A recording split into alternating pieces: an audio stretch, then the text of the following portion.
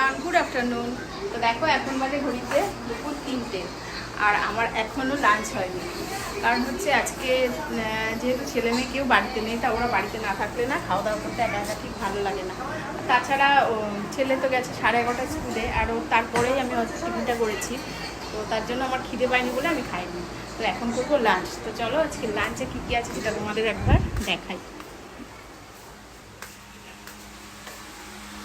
অনেকটা দেরি হচ্ছে আজকে লাঞ্চ করতে, আমার খিদে পায়নি বলে খাইনি। তো দেখো লাঞ্চে হচ্ছে এই যে এখানে আছে হচ্ছে ভাত, আর এখানে আছে হচ্ছে একটা পাঁচমিশালি তরকারি, আর এপাশে হচ্ছে রুই মাছ আমি যেটা করেছি বড়ি আর আলু দিয়ে বেগুন দিয়ে, আর হচ্ছে এপাশে হচ্ছে স্যালাড। তো এই হচ্ছে আজকে আমার দুপুরে লাঞ্চ মেনু। আর এখানে আছে হচ্ছে চাটনি, যেটা আমি খাবো না। তো চলো খাওয়া দাওয়া